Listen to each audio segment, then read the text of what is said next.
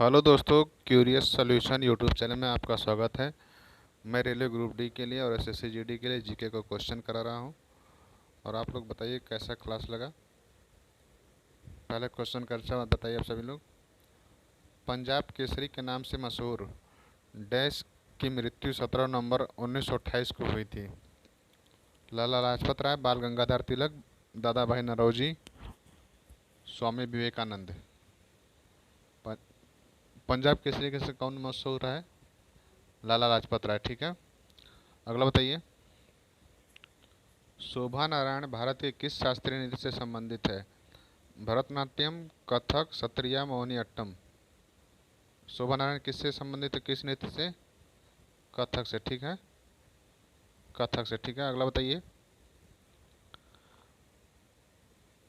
निम्नलिखित में से किस संविधान संशोधन ने दादर नागर हवेली और केंद्र शासित प्रदेश के रूप में भारत संघ में शामिल किया था? 10वें संविधान संशोधन, 12वां संविधान संशोधन, 14वें संविधान संशोधन, 19वां संविधान संशोधन। किस संविधान संशोधन द्वारा दादरा नगर हवेली को केंद्र शासित प्रदेश के रूप में भारत संघ में शामिल किया गया था? 10वें संविधान संशोधन के द्वारा। ठीक है, अगला बताइए। स्मार्ट सिटीज और academia towards action and research सार योजना डैश द्वारा आरंभ की गई थी? वाणिज्य और उद्योग मंत्रालय, आवास और शहरी मामलों के मंत्रालय, विदेश मंत्रालय, सांस्कृतिक मंत्रालय। सारी योजना किसने शुरू की थी? आवास और शहरी मामलों के मंत्रालय ने। ठीक है, अगला बताइए।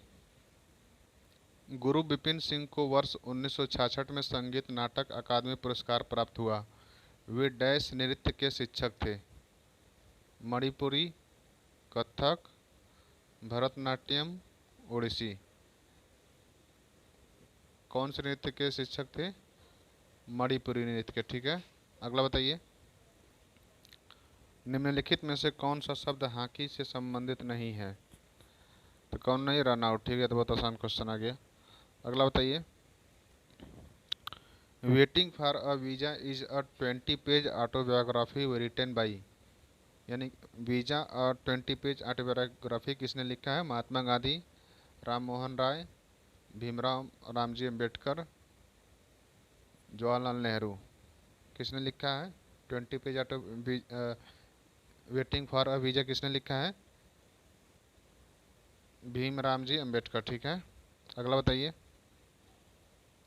खाद्य और कृषि संगठन विश्व बैंक के जनसंख्या अनुमान के अनुसार निम्नलिखित में से किस देश में 2020 में भारत की तुलना में औसत जनसंख्या घनत्व अधिक था?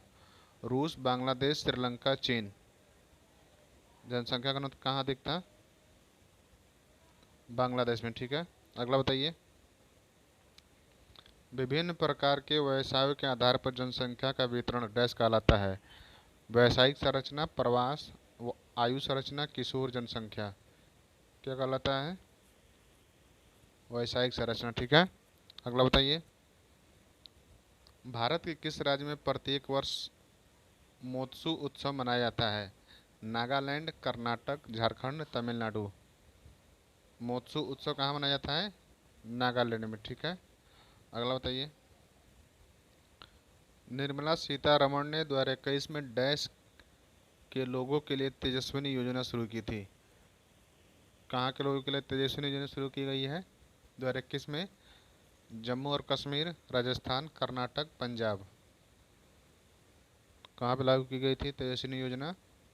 जम्मू और कश्मीर में। ठीक है, अगला बताइए। निम्नलिखित में से कौन सी भारतीय नृत्य शैली राजस्थान से संबंधित है? कथक, ओडिसी, भरतनाट्यम, कालबेलिया। राजस्थान से कौन संबंधित है? कालबेलिया नृत्य। ठीक है, कालबेलिया। अगला बताइए।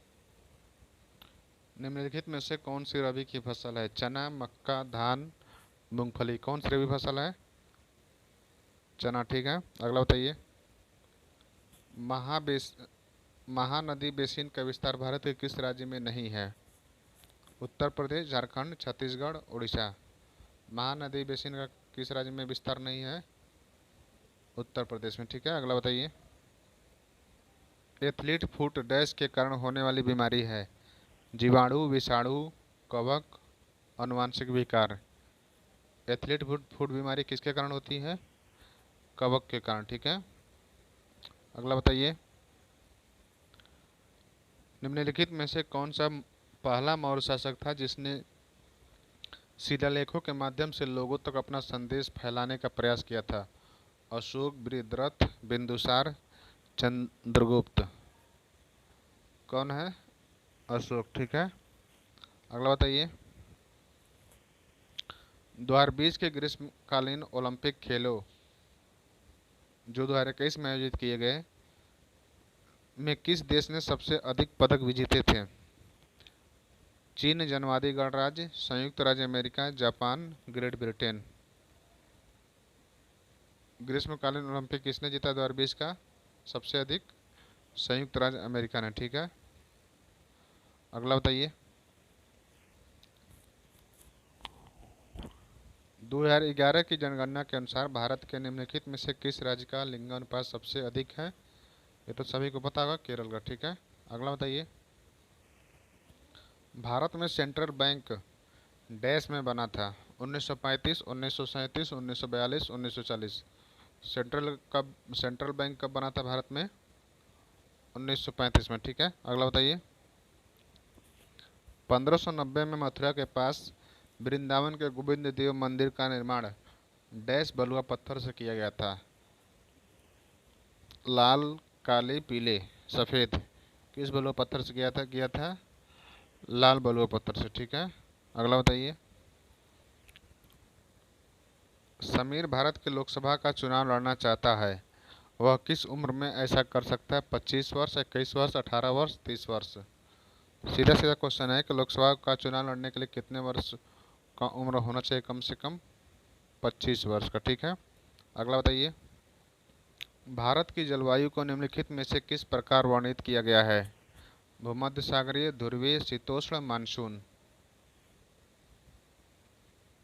किस प्रकार वर्णित किया गया है भारत की जलवायु को? मानसून। ठीक है, अगला बताइए। जिसमें अम्ल एवं क्षार की अभिक्रिया के परिणाम स्वरूप लवण तथा जल बनते हैं उसे डैश कहा जाता है? अपघटन अभिक्रिया कहा जाता है, संयोजन अभिक्रिया, उदासीनीकरण अभिक्रिया, विस्थापन अभिक्रिया। जब लवण और जल बनता है अम्ल और क्षार की अभिक्रिया कराने पर तो उदासीनीकरण अभिक्रिया कहा जाता है उसे। ठीक है, अगला बताइए। भारतीय संविधान का कौन सा अनुच्छेद धार्मिक मामलों के प्रबंध की स्वतंत्रता प्रदान करता है? अनुच्छेद 20, अनुच्छेद 23, अनुच्छेद 26, अनुच्छेद 21। कौन करता है? अनुच्छेद 26। ठीक है, अगला बताइए। निम्नलिखित में से कौन सी टीम सैयद मुश्ताक अली जो क्रिकेट से संबंधित है अली ट्रॉफी 2021-22 की विजेता है? बड़ौदा, उत्तर प्रदेश, कर्नाटक, तमिलनाडु।